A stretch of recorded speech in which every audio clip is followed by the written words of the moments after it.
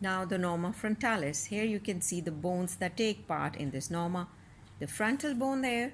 Then you can observe the nasal bones that articulate with each other to form the internasal suture. This nasal bone is going to articulate with that of the frontal bone and forms the frontonasal suture that lies horizontally.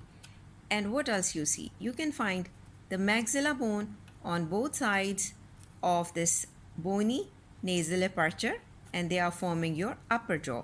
Here the pointed projection you can see anteriorly is the anterior nasal spine, and in the bony nasal aperture you can find the two inferior nasal concha. They are supposed to increase the surface area, and you can find just inferiorly the vomer bone, and at the superior aspect you find the nasal septum.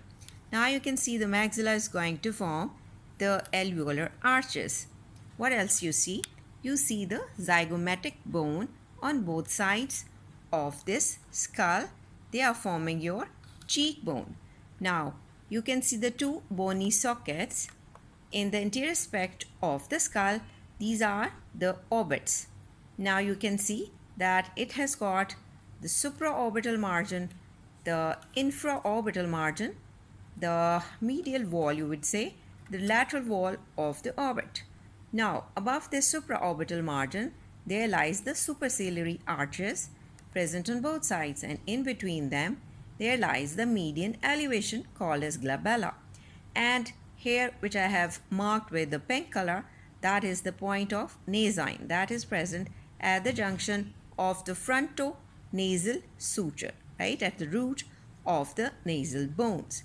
Now here you can see at the junction of the medial 1/3 and the lateral 2/3 of the supraorbital margin, you get the supraorbital fissure or groove, and there could be the supraorbital foramen for the transmission of supraorbital nerve vessels. And along the infraorbital margin, you can see the infraorbital foramen for the passage of infraorbital nerves and vessels, right? The incisive fossa lies above the incisive teeth, and you can find the canine eminence lateral to these incisive fossa. Norma lateralis, see the bones taking part here. The frontal bone, the parietal bone, the inferior temporal bone, and deep-seated sphenoidal bone. Then you can concentrate, there is the occipital bone. And we can see the zygomatic bone here that takes part in the formation of zygomatic arch, and from posterior aspect the temporal bone gave rise to the zygomatic process, and here they form a suture called as zygomatico-temporal suture. This is obliquely running downwards.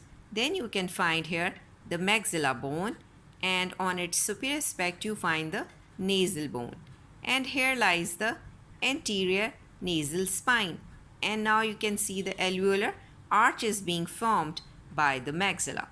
Now look into the medial wall of the orbit, and here inside you can find the lacrimal bone, right? Now concentrate that you can see there lies the styloid process that is running forwards and a little bit medially, and you can find here the external acoustic meatus, and here lies the tympanic plate, right? And this bony projection, prominent one, you find is the mastoid process.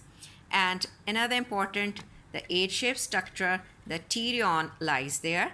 By the combination of the sutures, you can find which bones take part: the frontal, the parietal, the temporal, and the sphenoid.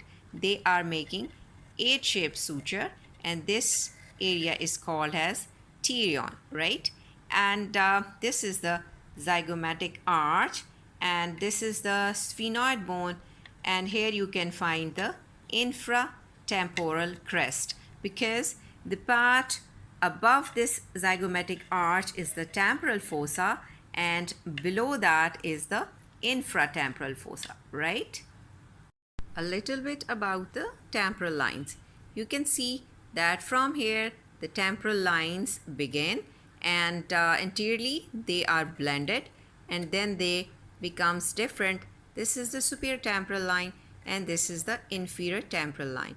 The vault is being cut, so concentrate posteriorly that the superior temporal line fades away, but the inferior temporal line is coming downwards and it has to form the supramastoid crest, right?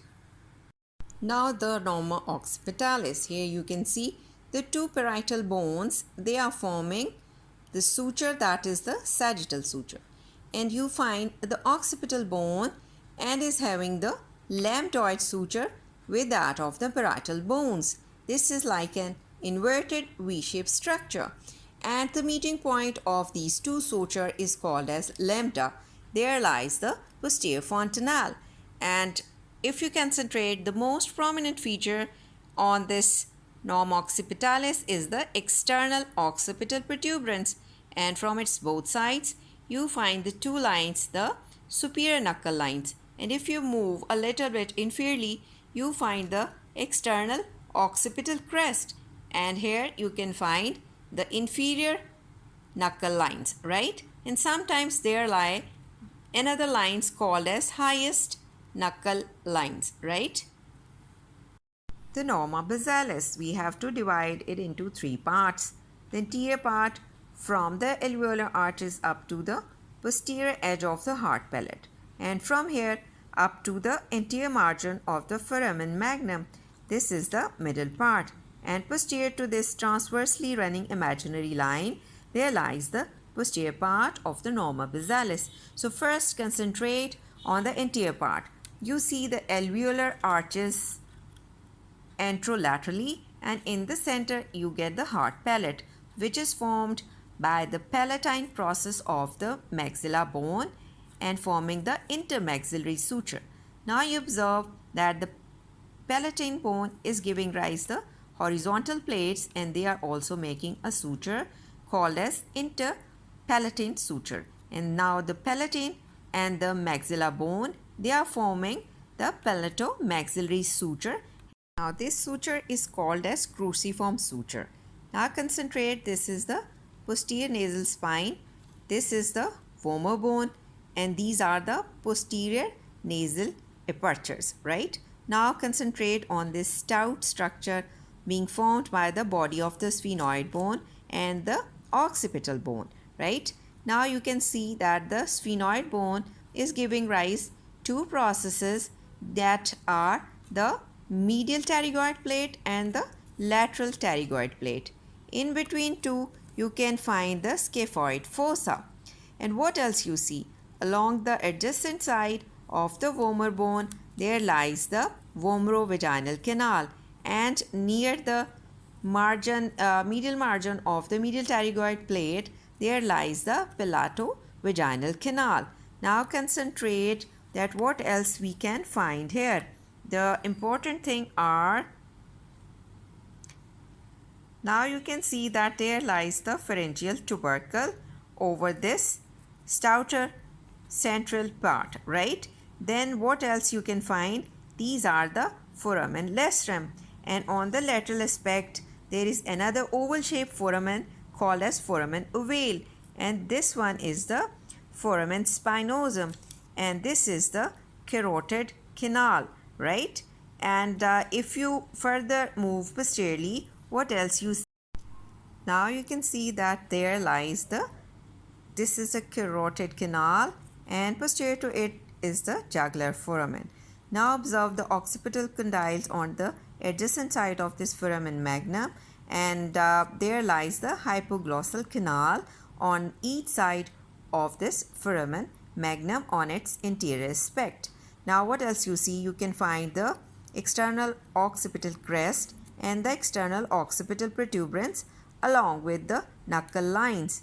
Now what else you see? You can find the mastoid process over there, and you can find the styloid process, this bony projection, and there lies the fossa called as mandibular fossa. Here the temporomandibular joint is formed along with that of the mandible bone, right? Is another important thing, that is the infratemporal surface of the greater wing of sphenoid. Can you concentrate? This is the lateral edge of your alveolar arch. This is the zygomatic arch. And just here the deep-seated, if you can see, is this infratemporal surface. It is. Now concentrate again on the boundaries. Being pentagonal means 5 surfaces. This is anterior one being formed by the infraorbital margin. The anterolateral is through the infratemporal crest. The posterolateral is being formed by the squamous part of the temporal bone.